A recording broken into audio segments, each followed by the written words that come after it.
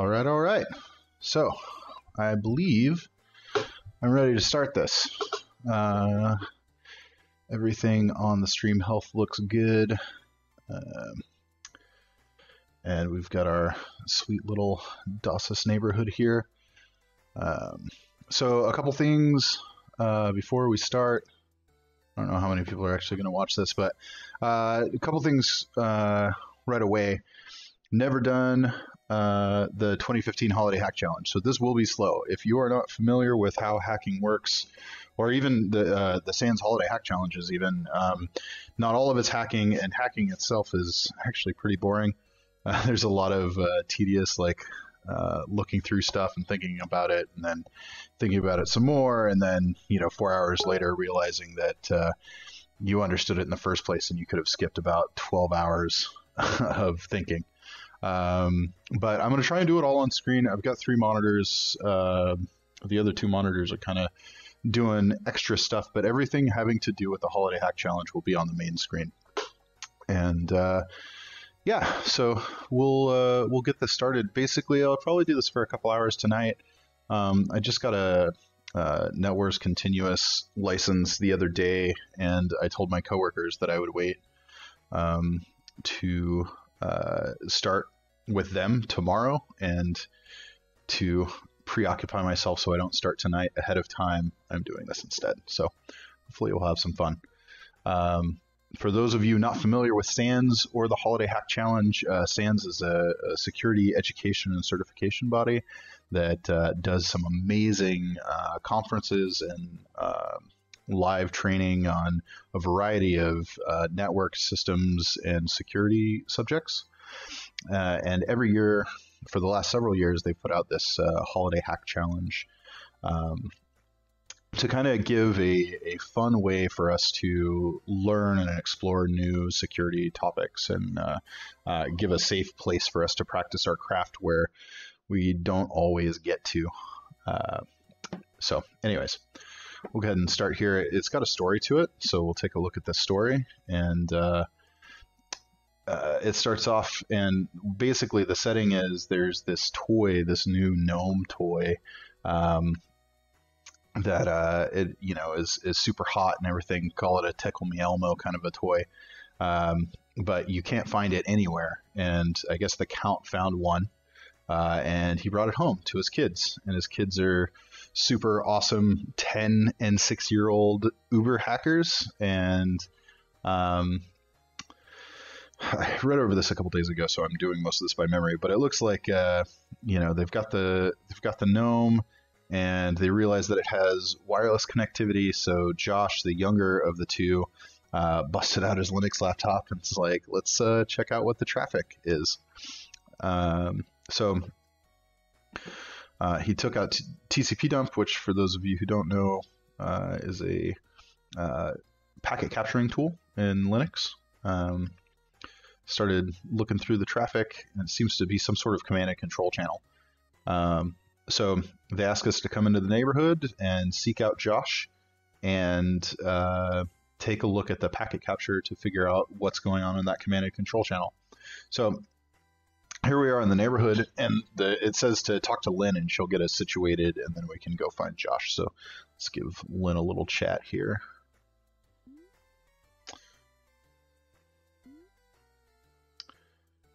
You've seen the office tour. Let's open this up. Oh yeah.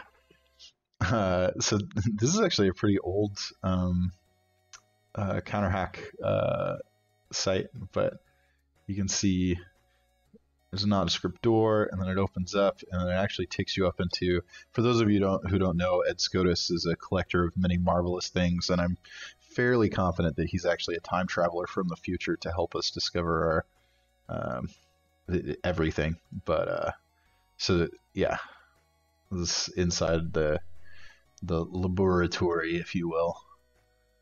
So that's pretty cool. Close that. Find out more information, counter hack stuff, working in the general area. Want to talk to us, we'll share information about the tech that we're working on. Cool. if you haven't done a counter hack or a SANS holiday hack challenge before, generally everything that someone inside the game says is a clue. So as we run into counter hack employees inside the world, they'll say, "Gosh, I really like this tool," and it's highly likely that you'll end up using that tool, inside the game somewhere. And for those of you who don't know, we just finished the 2016 Holiday Hack Challenge earlier this month, and I finished mine. I have a write-up on my website, but instead of doing like a huge spoiler cast of that, which my write-up basically is, a lot of techniques and hints, like everybody's giving a hint, can be translated from this game into the 2016 version.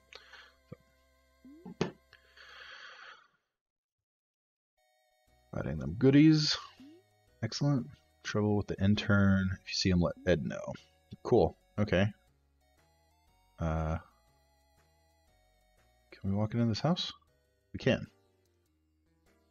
Is this the counter hack HQ maybe? Here's Ed. The real Ed SCOTUS. There's our achievement. So I'm going to, I'll take a screenshot of that, and then we'll put a paint. I've got a ton of, oh, yeah, don't look at that window. But so one thing that I like to do is, screenshot everything, and this is true on engagements or, games or hacking challenges or everything. You want to take comprehensive notes.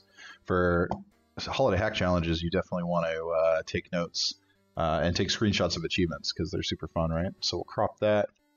I have set up a, oh, that's the old one. I've set up a new 2015 holiday hack that we'll be working in. And we're just gonna, let's make a new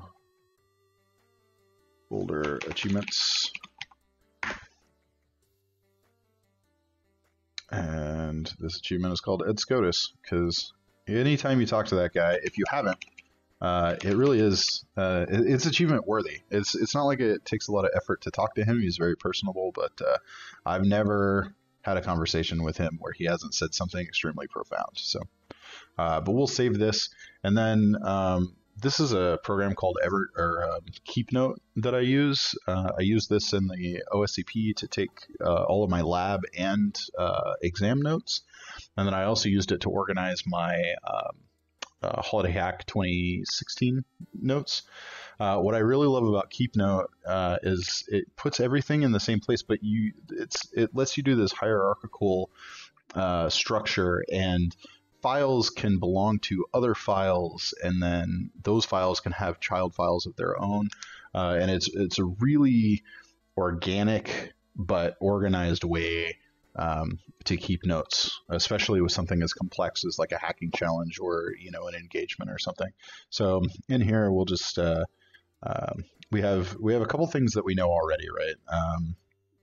On the website, there's going to be these questions, and then we know there's achievements. So let's go ahead and we'll do this for questions, and then we can right click, or we can Shift Control M for another folder.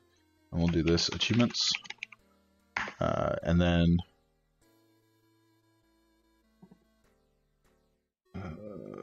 documents. And we can just drag this from outside directly onto this, and you can see here that inside that folder is now that image that we took. Now we could also, if we wanted, and this is dumb, but we could, make this image a child of that image. We don't need to do that right now. But you can do that kind of stuff later, and you'll see as we kind of develop our note file, this is going to kind of take shape into this much crazier thing. So cool. Where did Firefox go? Here we go. Cool. Okay.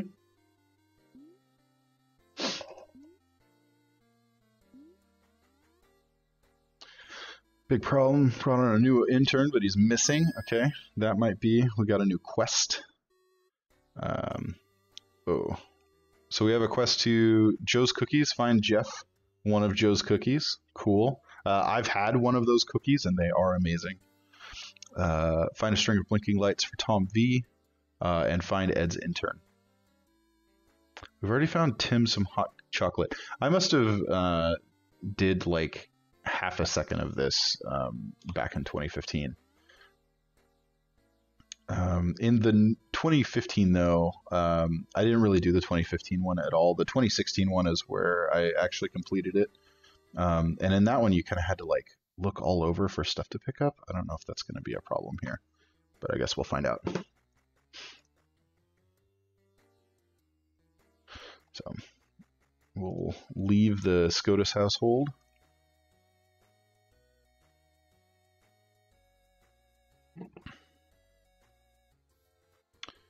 Here's Josh.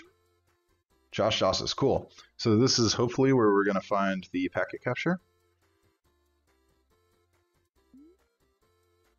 The gnome's not what it seemed. Diabolical.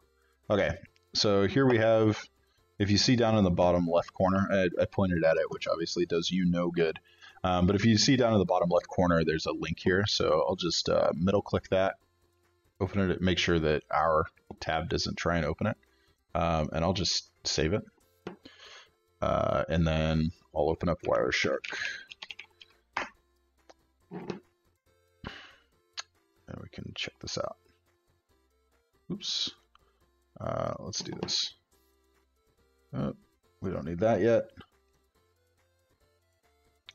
Can we right click save as? Yeah.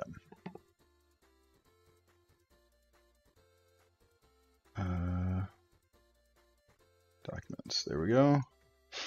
And then the gnome in your home, GIYH, the gnome in your home capture, save that.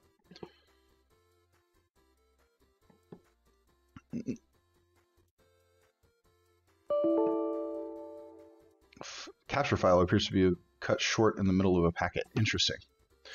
So we've got the packet capture. Can you tell me what text is being sent in the photo? I've been working on a script to pull out the photo, but it's not working yet. Okay, cool. We can also save this. Okay. Looks like a JPEG file might be in the capture file, but I don't see the JPEG beginning of file marker OXFFD8. That's hex. Basically the first 2 bytes of a file. What he seems to be indicating is that in a JPEG file, the first 2 bytes are going to be FFD8 in my script output file. Some people at CounterHack have done this kind of analysis before too. Tim is the guy to talk to about packet capture analysis. Maybe he can offer some insight. Cool. So we have some questions, right? We have which commands are sent across the gnome's command and control channel. So we can, in our keep note, one. Oop. So you can even just drag and drop in here, and then it'll make it a child. So let's do that. Why not?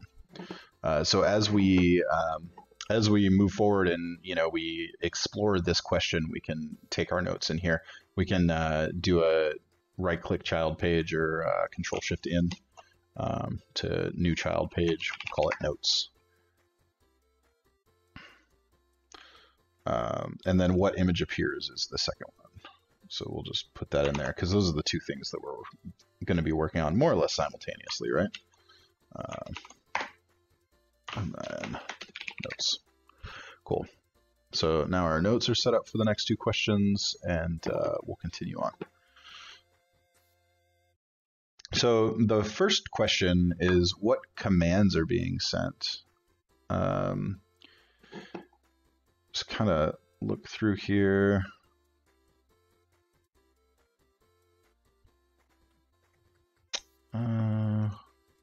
So we're seeing DNS requests, which have been known to do exfiltration or C2, or C2 being command and control, or CNC is another thing. Let me close out BattleNet so you guys aren't seeing that crap all night. So we can take a look at this, and this is, it even says CMD command. Let's take a look. that looks like a base64 encoded string. Now, generally, I mean, there are several ways to tell, and to be honest, I don't know any of them except the really telling sign of base64 encoded stuff is that it will be padded at the end with either a single or a double equal sign. There will never be more than one equal sign, or never be more than two equal sign in base64 encoded. The reason those equal signs are there is because they have to pad out to a certain byte length for base64 encoding to work. And so if there's data between the two barriers, the two byte lengths, you know, like say, then it'll pad those with the equal sign. So there are things out there. This is my favorite site for encoding and decoding stuff. I don't have an ad blocker running on this Firefox because it's the Firefox I use for security stuff. And as we all know, hack naked. But anyways, back to you know, everything. So I love this site because you can just put in. Can I copy this?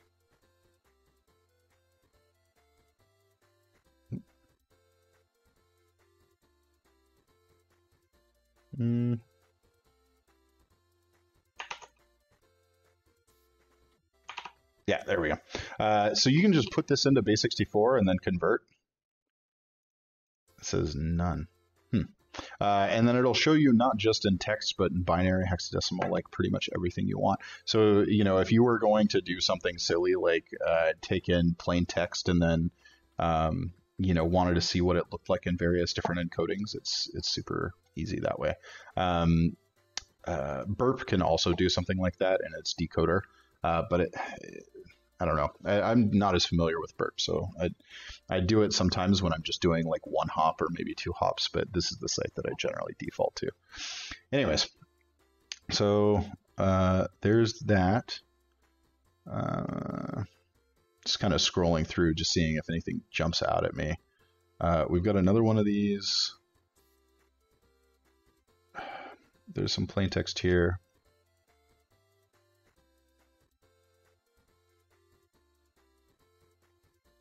Says none. I wonder, so this could technically be like beaconing stuff, right? So it like beacons out nothing, and then here's the response, nothing. Beacons out, same. So let's do this. IP dot adder. And we'll do equals 52.2.22.189 just to get everything in a row. Okay, here's like a huge block of text, right? So, see, now this is different. So here's that none again. None, none, none, none. So let's take a look at this, which is different.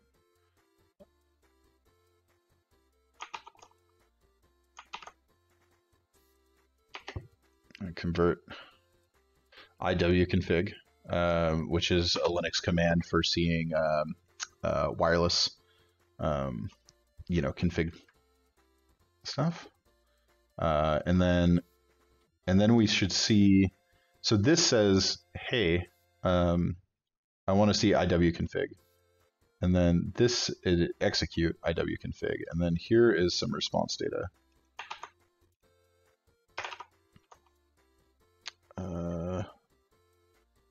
We'll just see it all, right? So that's probably a better way to do some of this stuff, but we're just going to do it manually because we're doing it quick. Oh, that's not going to work. It's not good. Oh, we're seeing it build out the response. So if we grab this last one, no. If we grab this one,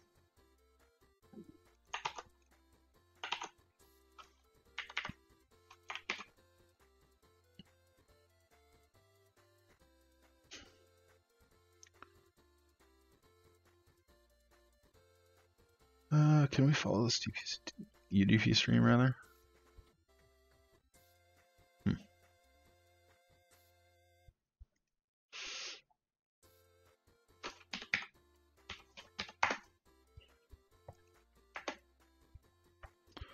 So, okay, what's the actual question again? The question is what commands are sent. So we saw the commands, we saw the we see the responses. The first command is iwconfig, and then we look none, none, none. Then we see this. So if we recall, this the beginning of this is going to be exec. So the rvf or rvhf etc. is going to end up being exec semicolon, but this could be extra new stuff.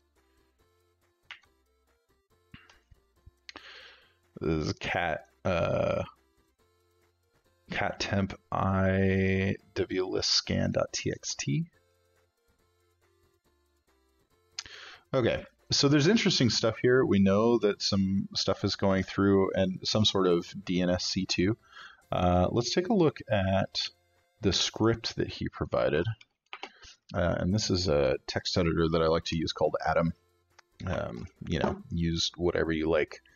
It doesn't really matter. This is something that was put out by the GitHub guys. Seems to work pretty well. A buddy of mine is a huge VI guy, and he found some extensions that lets him use VI keyboard commands in it. And, very extensible and free and stuff. So, okay, so we got a Python script. It imports the base64 library. It also imports everything from Scapy, which is a Python packet analysis, packet manipulation tool. And so it reads the pcap file in here, and then it outputs. It opens up a output file to write to. And it says if the packet is DNS, so Josh already knew that it was DNS C2. This attribute packet DNS. If the packet's port is not 53, then continue. Make sure it's from the GNOME, not the server. So he's just trying to see the stuff that comes out of the GNOME, not the stuff that comes back from the GNOME. What if we just did that? Strip off the leading file line in the decoded data. I don't think I want to. This is for exfiltration, or kind of trying to grab out the image file. Guess we can do this. Forget it. Now I don't have Python set up on my Windows server or Windows computer, so probably what we'll do instead is grab it on my Bash for Windows, which I used to great success at for the 2016 Holiday Hack Challenge. Just because I normally work on a Mac laptop with a shit ton of VMs running, but this is easier for streaming and recording videos on. So let's grab the website for this, copy link location, and then Bash. Maker 2015 Holiday Hack.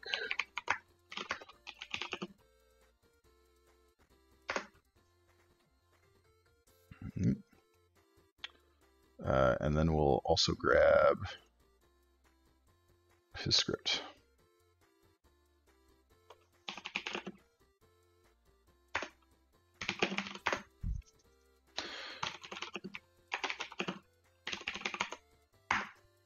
So if we run know it all, and that's just CMod. This is the super lazy way to do change mode. If you do +X, then it's just going to give. Actually, let's show. If you do +X, it gives everyone execute permissions. So before it was everybody had read write, read write, read write. Now everybody has execute. You could do things like if you do, I think it's U+X, then it's the user/owner, and then if you do O+X, then it's other. I don't remember exactly what the syntax is, but the real way to do it would be to do, the 700, or, what if we wanted to do, I always forget which one's the 4 and the 2, but I think execute's just the 1, so you could do like, 5. I think the 4 is read. I don't remember. It's not super important because we can always look it up. So let's run gnome it all. You can't because I don't have Scapy installed. So let's pip install Scapy.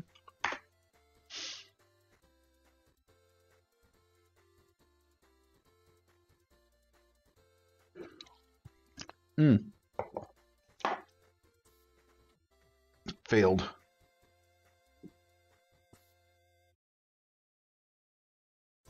Could not create. Permission denied.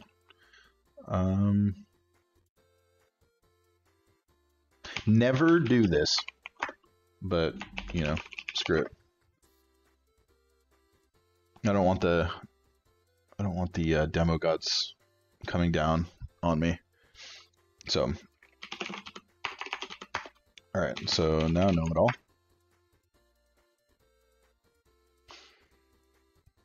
Incorrect padding.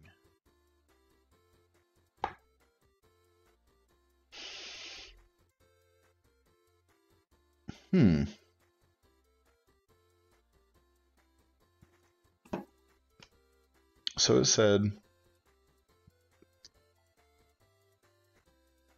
line 67. What? Line 76. Oh, in the base 64 library. Okay. So line 21. This line. Decode the packet.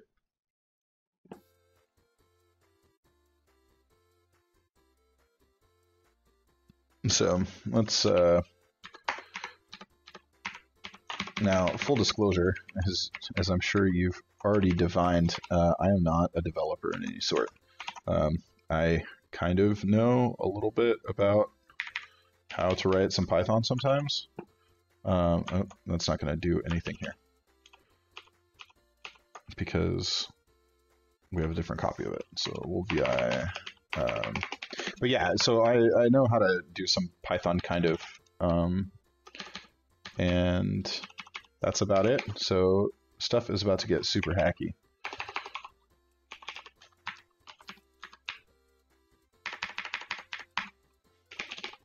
Oop.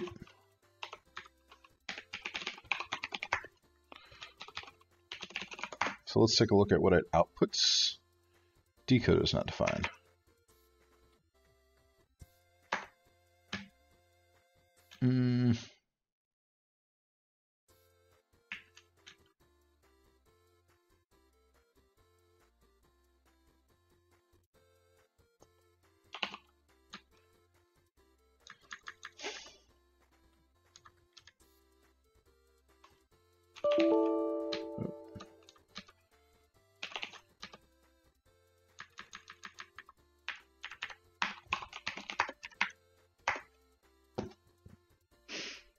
Why is it still? Oh, of course.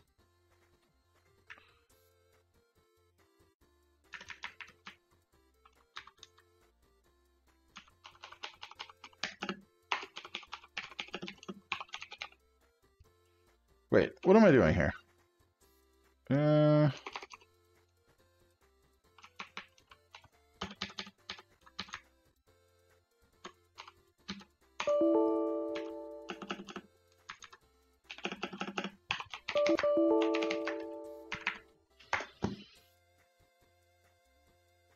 So nothing. It found nothing.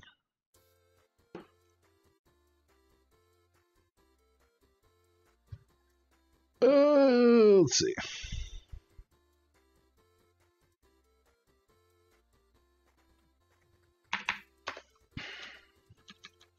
So it's opening up that file. We have that file, right? Yes. Everybody can read from it. I can read from it. Cool. Let's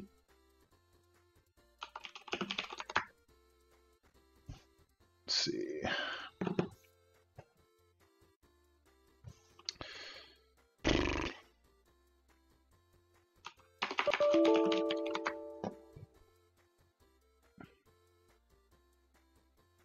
So what happens if we just go into Scapy? Let's do this first.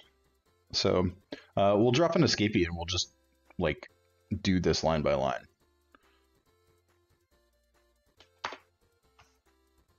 Okay. Now let's import. I don't know. Can Scapy command line do this? Let's find out. It can. Cool.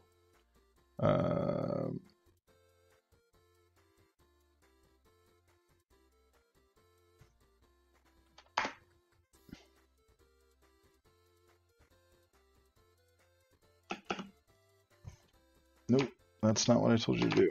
I mean, it probably is what I told you to do, but it's not what I meant for you to do. I'm still getting used to how copy and paste works in Windows command line. So wait, if packet source port is not equal to 53, continue. Wait. That doesn't seem right. I mean, yeah, we'll just do it, but continue, not break. Okay. Oh, does it just continue through? And this is where like my lack of Python ability comes into play. Is does that actually does continue tell you to go next into the next packet? For that must be what it does. I'm just going to say yes. Let's say yes.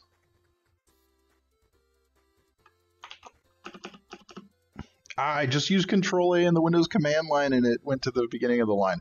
That's amazing. Fast for Windows is the best. Purely because it doesn't make me look like an idiot as much. All right, and then we'll just do this. Indentation correct? Yep, all right. I guess I could just, if I just highlighted the whole line. Nope.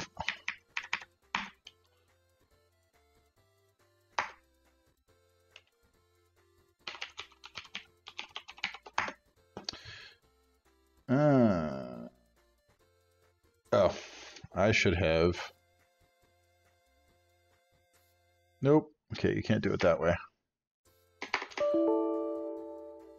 I guess I could have just copied this whole thing in here, right? That's what I get for being good. Totally good at my job. Nope. What's your problem? And this is literally what it looks like when, I mean, I don't know about anybody else that's a computer professional, but I mean, I've been in the IT/security industry for the past, what, 16 years? And this is literally what it looks like when I work. I mean, you know, I'm usually a lot more efficient, but I also don't usually have, what, like 2 people? However many people are viewing me, looking over my shoulder all the time. So it's, I'm going to move this off screen real quick just so I can do a rapid copy and paste. But yeah, I mean, you know, it's just a bunch of trial and error. Wishing that stuff would work better than it is, and then suddenly you'll get like a breakthrough. It's a lot of like, I'm an idiot, I'm an idiot, I'm an idiot, I'm a genius, I'm a genius, I'm an idiot kind of stuff. For those of you unfamiliar.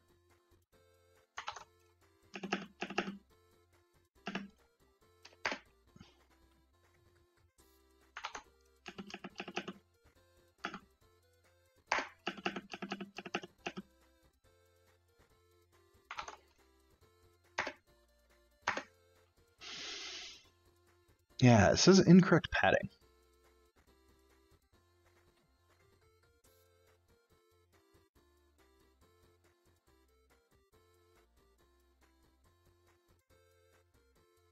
So we'll do it this way, which is the way I said that I was going to do it before and then didn't.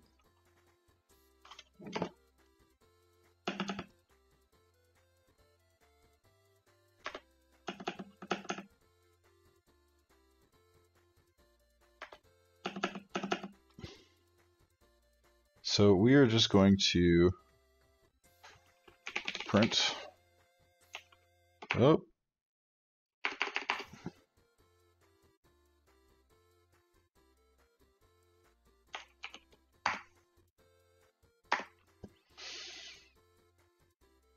Oh my god, that's a lot of stuff. What did I do? What did I do? Um.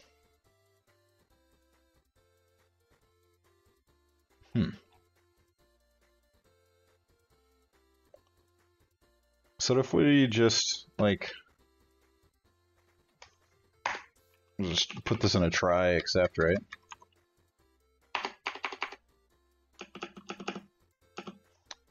We won't do this here because that doesn't help.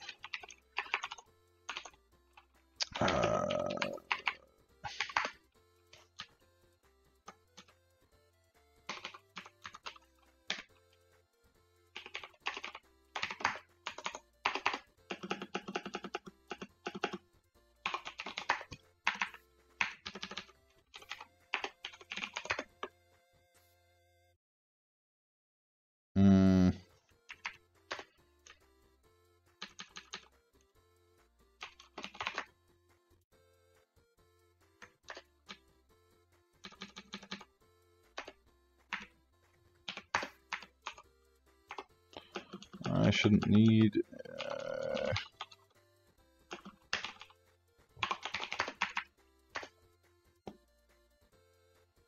code is not defined. Oh.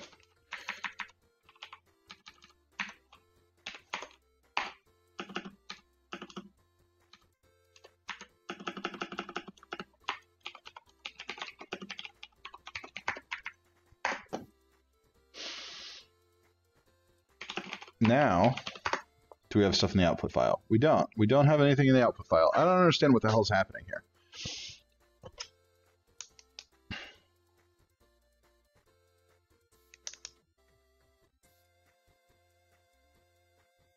That must be the image, right? Why is this not working?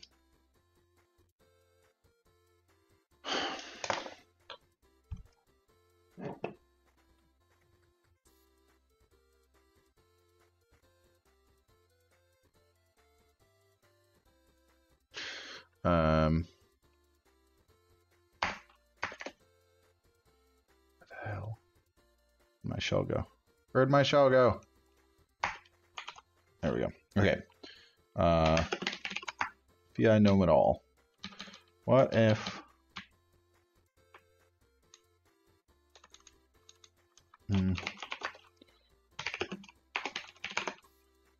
to test.py. VI test.py. We're just gonna do like none of this matters.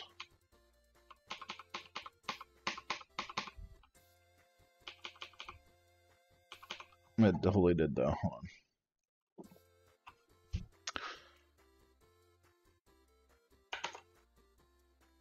So that's what it's printing, right? So if we just... Yeah.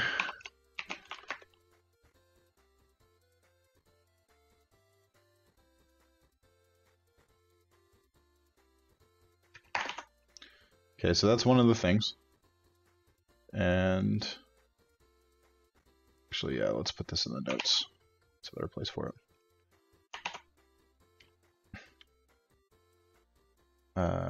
So this is the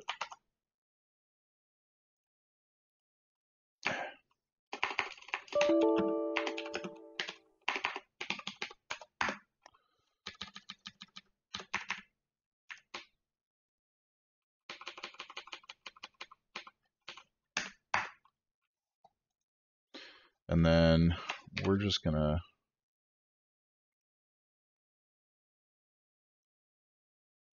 place this in there.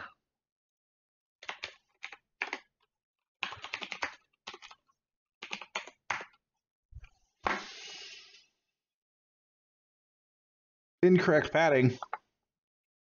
Why? Why is it incorrect padding? So if we do, oh, I totally got kicked out because I am way too slow.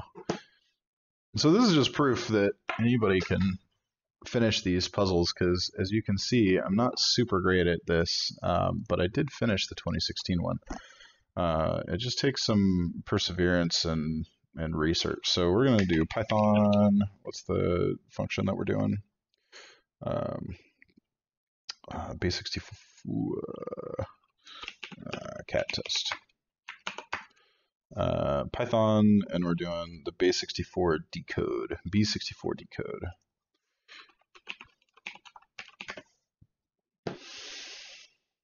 We'll look up the actual reference for this. Base64 decode, looking for a string, decode, base64 encoded string.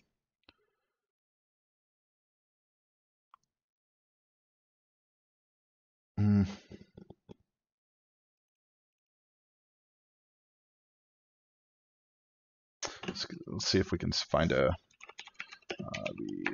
64 decode. Let's see if we can find like an example, maybe on Stack Overflow.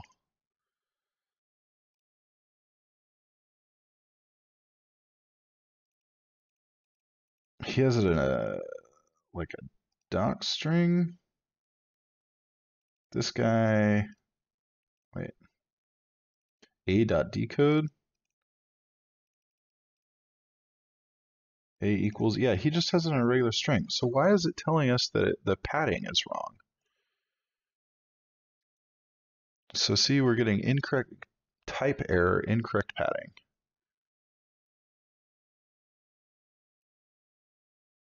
But if we put this into the ASCII to hex,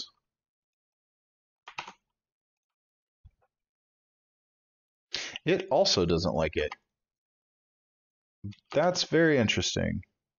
Why? Why is that true? Maybe that wasn't the full line?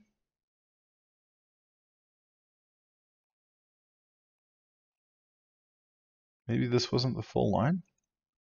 That'd be confusing. What else would it be?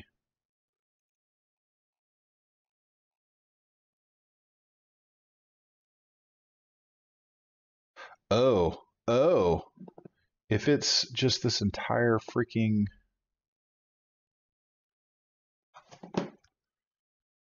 Oh, this is a big string. Okay. If it's just this whole freaking thing, is there spaces in it? vi foo. And we're just going to paste all of that in there. I think those are spaces. We don't want spaces. So we're going to use a little trick that I used in the Holiday Hack Challenge, and we'll in the 2016 Holiday Hack Challenge, and we'll use a utility called tr just to delete all the spaces if there's any. Because I'll bet you this is the actual file that we're looking to try and do, we're trying to get. It's going to take a minute, so let's like super quiet. Let's get back into the press reload, and they'll play a holiday song. Excellent.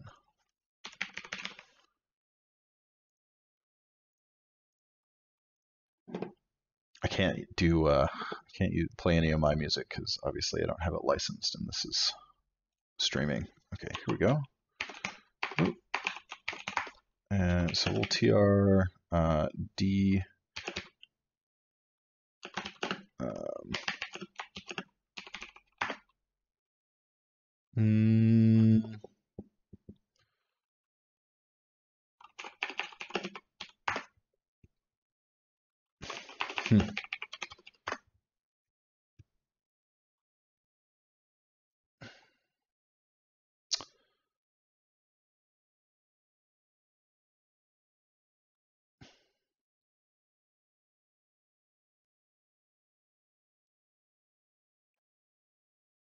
Was it a minus?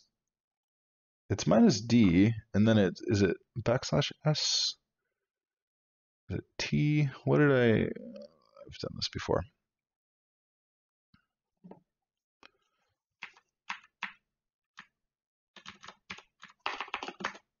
Yep.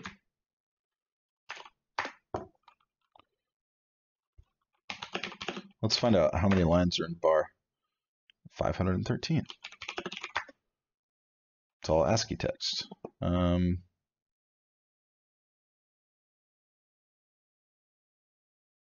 Oh, we have to cat bar b.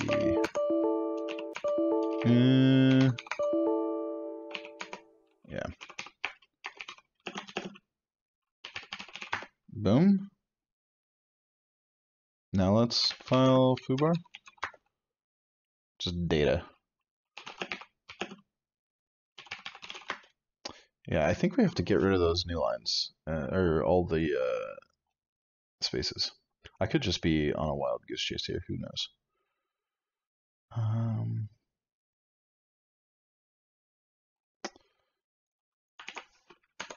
TR remove spaces.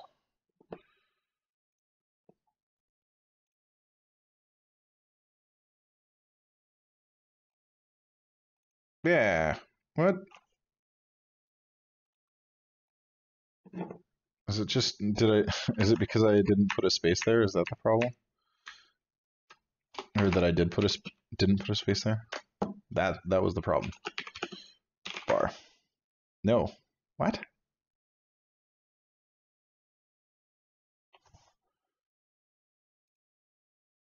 I'm like all sorts of confused.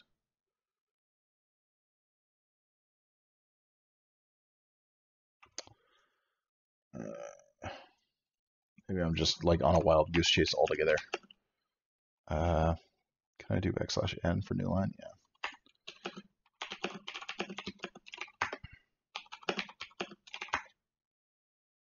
I don't know what the hell's going on here. So something to do with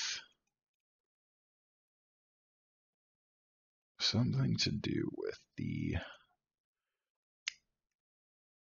script. Then we have to use the script. There's something wrong with it.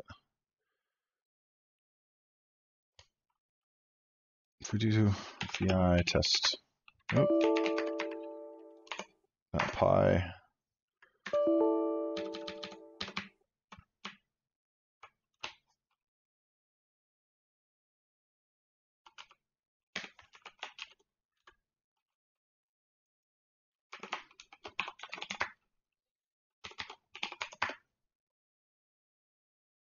See, that's upset about incorrect padding too.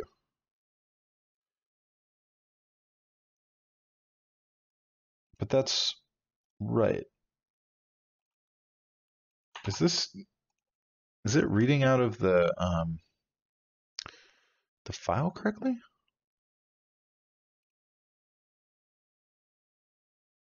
K9 OR. So, oh, it's missing the first character.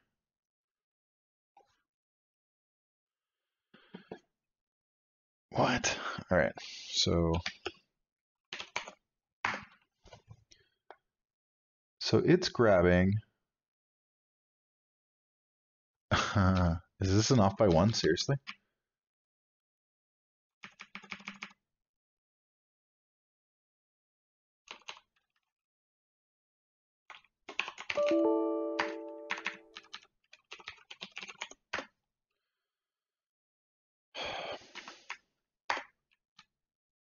I guess if it's got the slicing, it probably gets mad if we don't put a slice, right? Now let's look at out file. Out file actually has some frickin' data in it.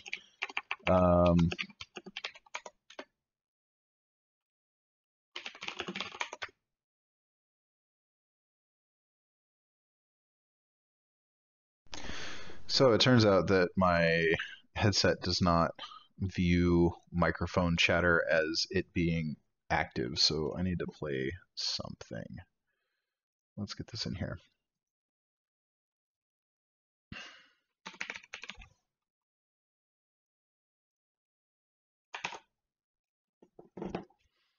So yeah, he was trying to slice, and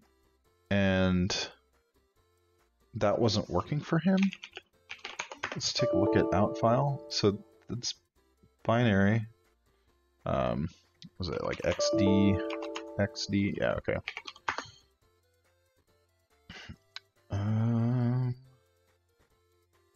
And if we want to see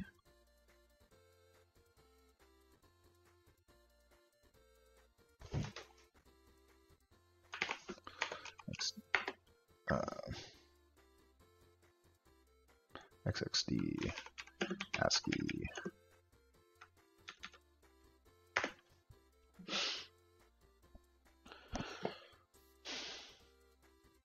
And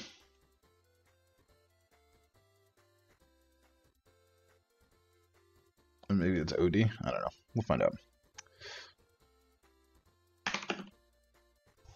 So wait. Hold on.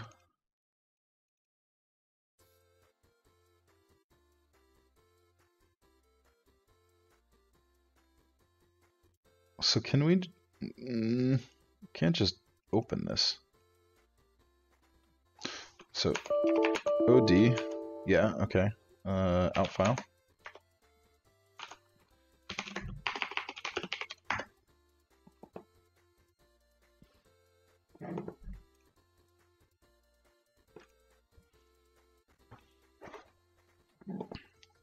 Evidently OD minus H.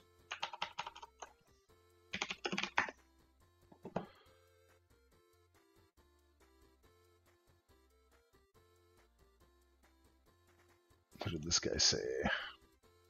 ODT? Byte to byte.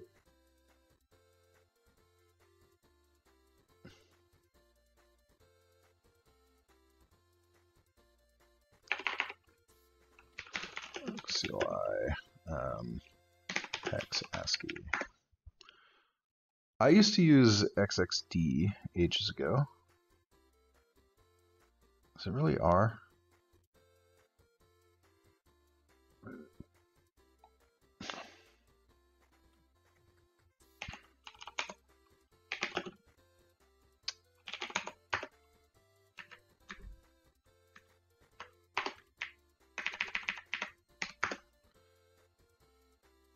Auto skip binary digit format.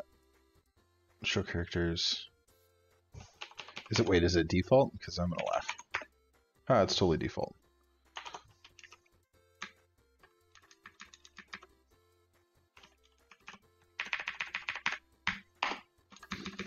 So head out file, pass that in, take a look.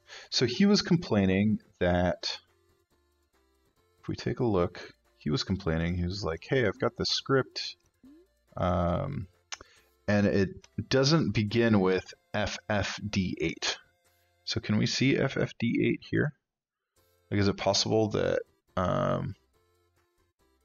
there's FFD8? So what happens is there's this header stuff here, and then FFD8 doesn't start until like over here.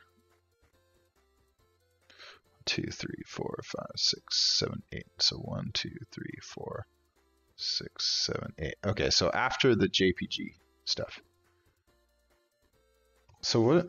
Let's copy out file to JPEG.jpg. Let's freak out computers.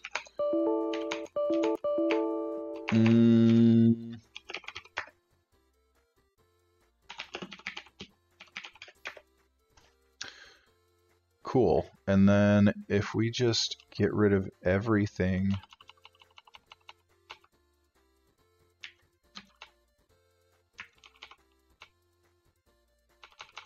up to JPG, and then let's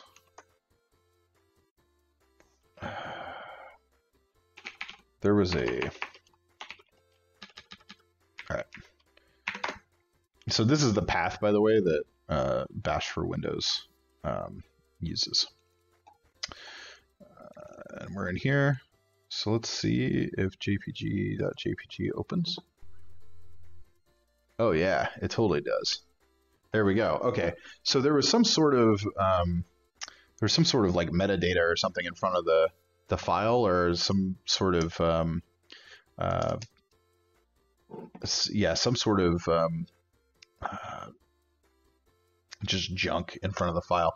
So here's the stuff, and then the text that we wanted is here. It's GNOME net-North America. So we'll go into our notes, what text appears, and it'll be GNOME.net. So GNOME.net North America. Cool. And then, so for the commands, we'll use the script, and we'll just kind of invert it so that we only get, if I recall correctly, it's the stuff from the server that actually has the command in it. So if we look at this,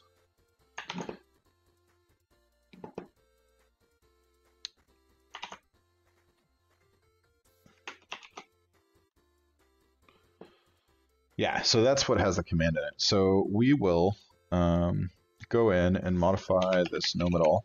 Actually, we want to keep a copy of the working one, right? So we'll copy gnome at all to we'll do exe gnome at all, because we're looking just for the executable, right? And then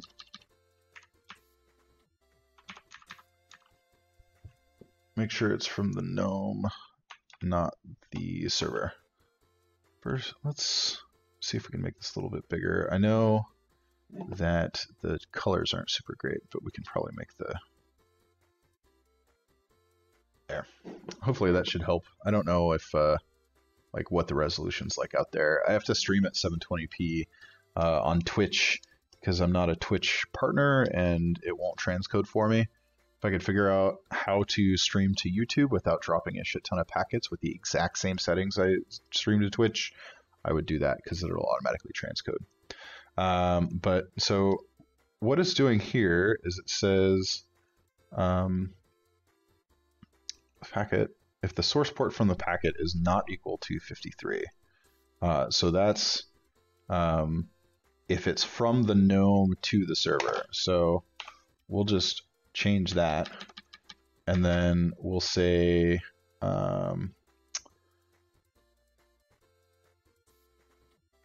let's see, so we'll say 0 to 3 should be exe, right? Or is it exec? Let's find out. It's exec. I am done. So 0 to 4 exec. We should change the out file to exec out file.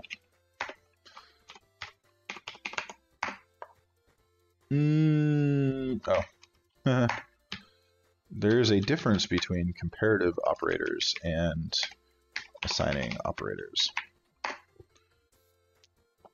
Now, if we look, exec out file is empty.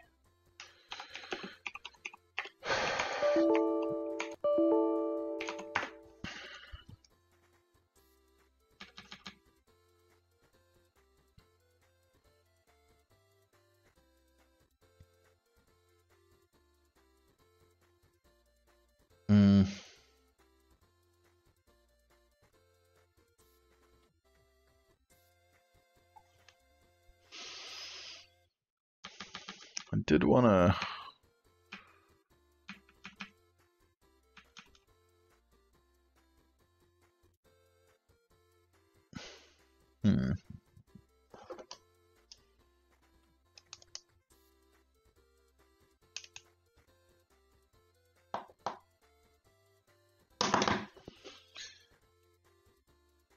So decode equals base64.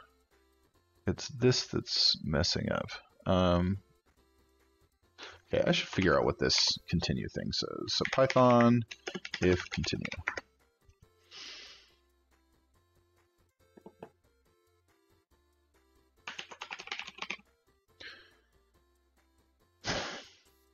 So break breaks out of the loop, right? Continue statement continues with the next iteration of the loop.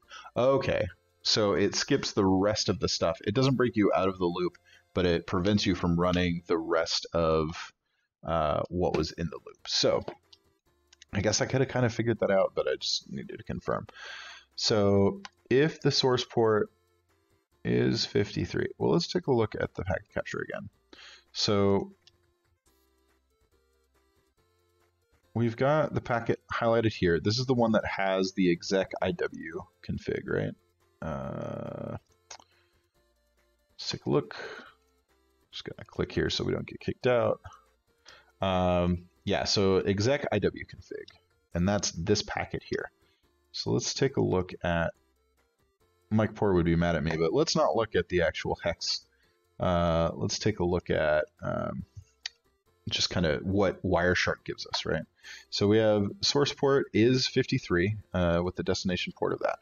So we do want the DNS requests that come from the server with the source port of 53. Those are the things that have the command in them. So we do want the source port to equal 53.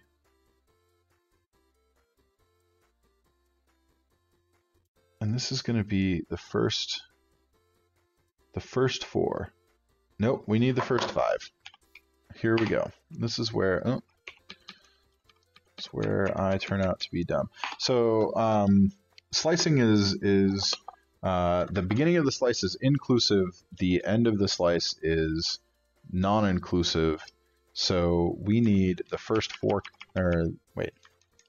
We need the first 5 characters here. 1, 2, 3, 4, 5, and starting with 0, that's 0, 1, 2, 3, 4 is the first 5 characters. And then here we say that we want to write decode starting at 5. So the next character after that, and then everything blows up. Let's see. Yeah, it's still not writing it.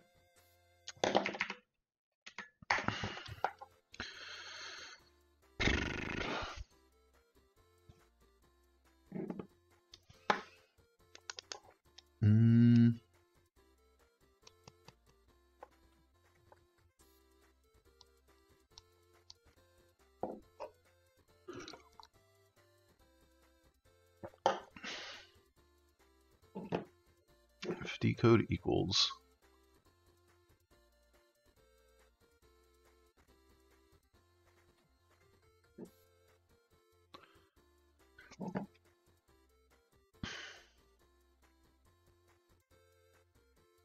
so let's just throw some test stuff in here. So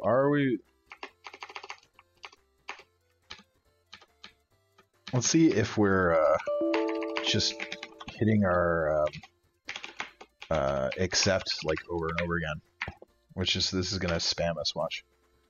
No, so we're not hitting the accept. We're stripping out this is what's happening. So what if we just, probably didn't want to do that. Let's just comment that out, and let's just write it. Forget about the if. Let's just write it. And then so our exec out file hopefully has stuff in it. Still 0. What is happening here?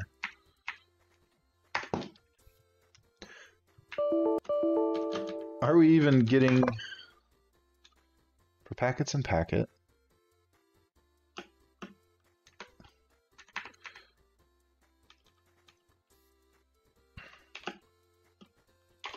Print, we'll say first if.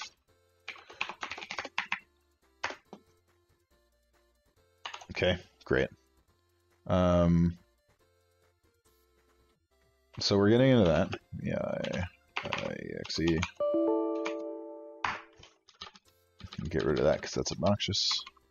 Oh,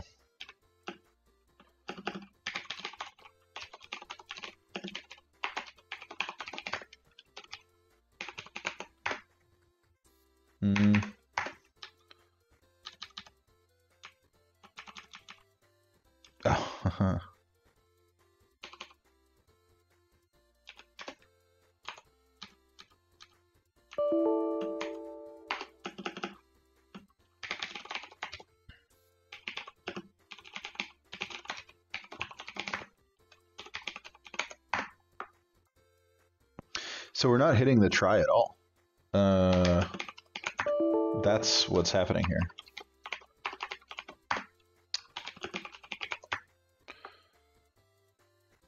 So we're not passing through the try.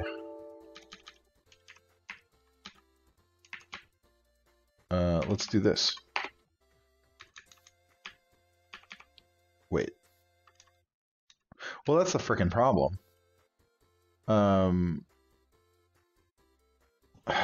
Because that's the frickin' problem. We're just hitting this and going continue.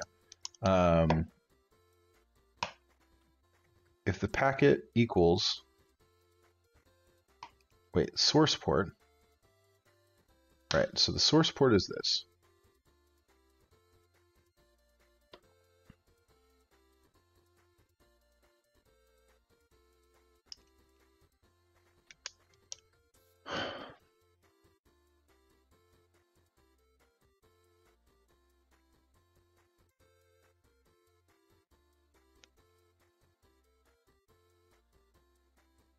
The source port equals this. We don't need this line. Wait. Let's hope we don't need that line. Okay, now we're getting a freaking, and I can't control C out of it. Okay.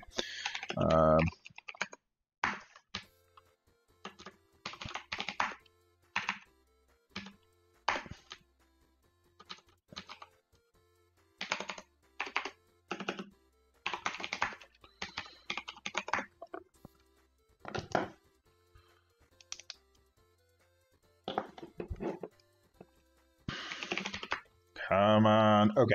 Now there's stuff in the exec file. So let's less exec. Oh.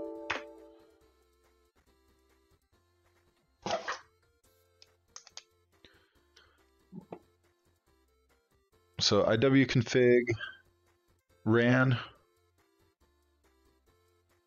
So stop exec, and then he does. Wait.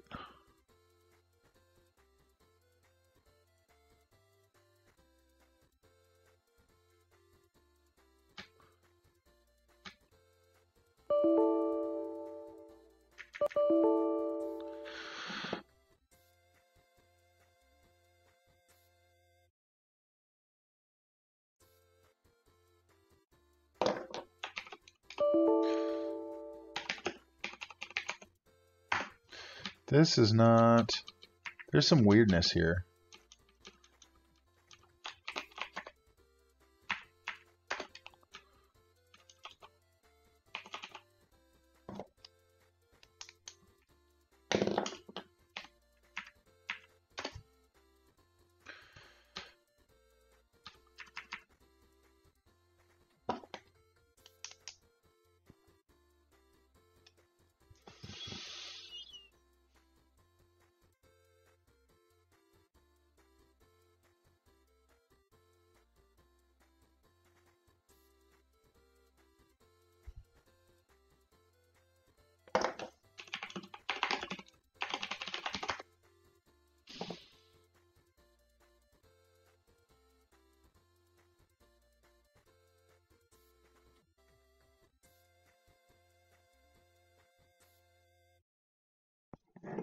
I'm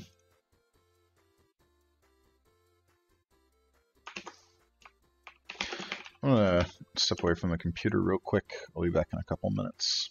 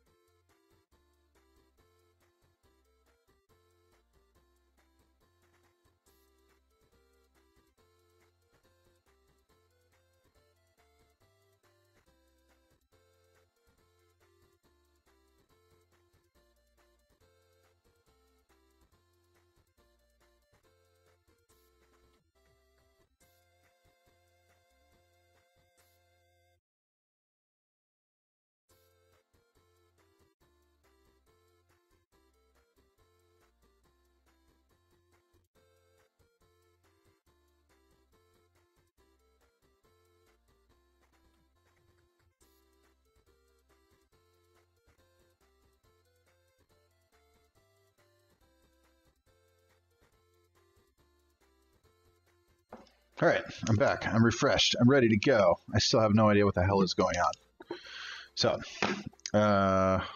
let's take a look at the question again, just to kind of refresh ourselves. Which commands are sent across the GNOME's command and control? Well, we're seeing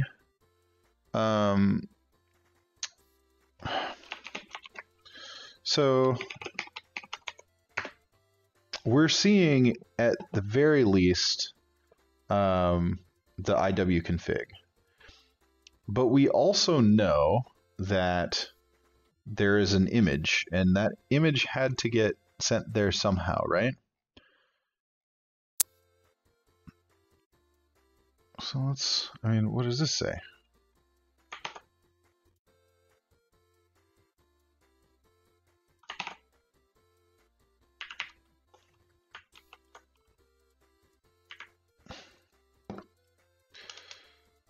Root picture snapshot current JPG.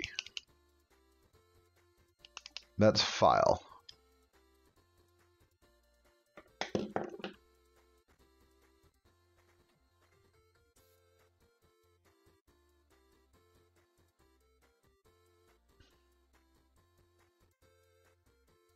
Oh my god. What is all this nonsense? Okay, so what's this? And the question I have is, why isn't our script telling us? So here's the cat temp IW list scan.txt. Can we get information about this? Is this something that can't be something that's just generated? This has to be output from another command. Maybe not. Or maybe that's output from a command, the output from running the IW config? Let's find out. Let's do some Googling. Oh, it's going to be like, I can't find that domain.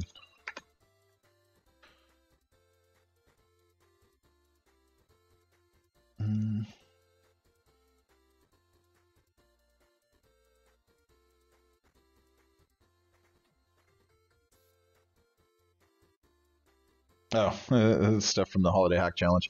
I don't want to see that. Okay, well, let's do some manual analysis. So this is obviously the image, right? That's just a ton of a ton of DNS replies. If you ever see this in your DNS logs, you have got to know that something is up.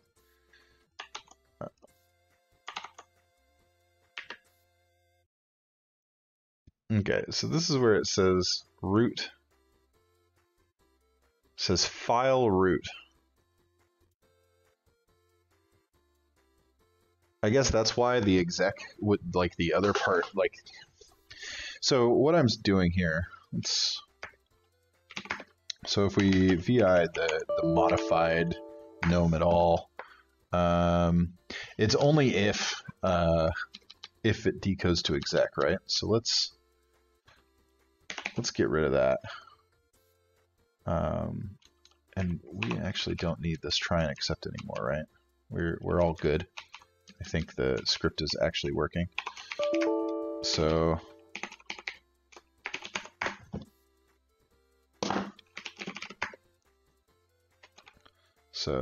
less exec out.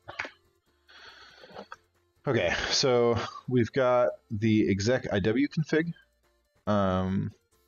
And then we've also got an exec cat. So let's copy these down in our notes, right? So here in the which commands are sent across the wire, we've got exec IW config. We've got down here we've got exec cat temp IW list scan.txt.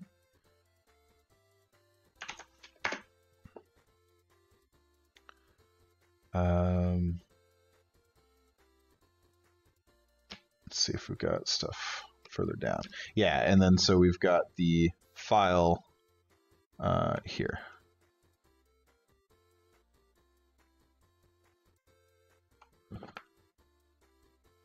And then this is the So what seems to make sense to me, not knowing much about how this malware, this GNOME C2 traffic works, what seems to happen to me is that you've got exec. So if we go up here, we've got exec, which tells it to execute a command. So we want to exec iwconfig.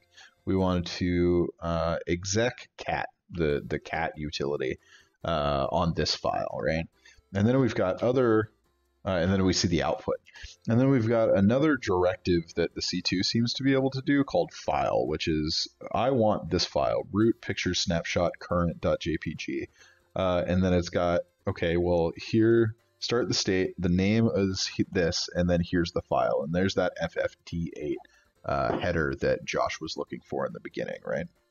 So we're going to copy this. We're going to operate on the assumption currently that that's the way the C2 traffic works. If, as we continue our investigation and we discover that it operates in different ways, or we find out more about how it operates, then we can amend our notes, or, you know, maybe do some more forensic analysis or something. But for now, this looks good. We definitely have the picture, and actually we can, where did the picture go? I thought I had two up here. Oh yeah, there's JPG. And so we'll actually copy this picture up into that so that we have a copy of it here. We double click it, it'll open it up. So, all right, cool.